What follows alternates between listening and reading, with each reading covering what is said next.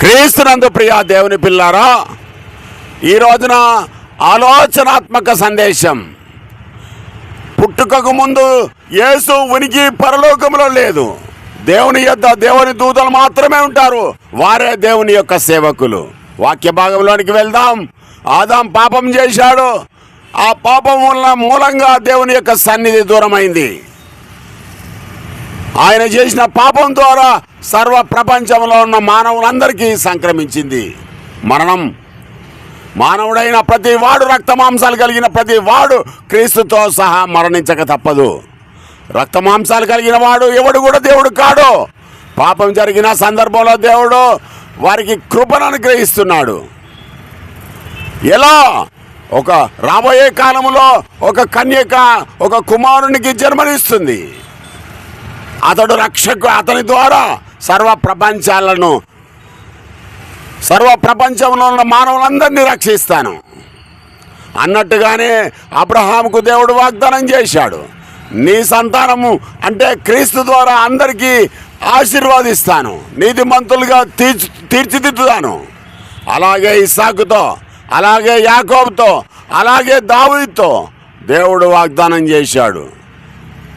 అలాగే యెషయా ప్రవక్తతో ఒక కన్యక గర్భం దాలుస్తుంది, ఒక కుమారుణ్ణి కంటుంది అని చెప్పాడు.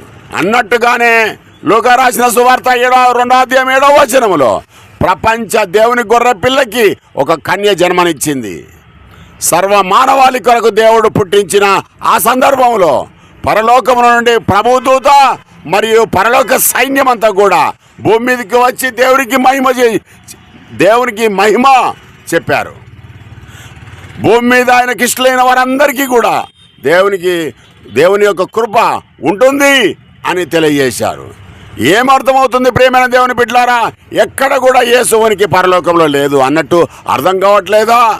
దేవుడు సర్వ మానవాళి రక్షణ కొరకు పరిశుద్ధుడైన నీతిమంతుడైన యేసు క్రీస్తుని తన ఆత్మను అనుగ్రహించి అభిషేకించి అతడు ప్రాణం పెట్టేలాగా ప్రేరేపించి పెట్టిన తర్వాత ఆయనను సమాధుల నుంచి లేపి తన కుడి పార్శ్వమున కూర్చుండబెట్టుకొని ఉన్నాడు.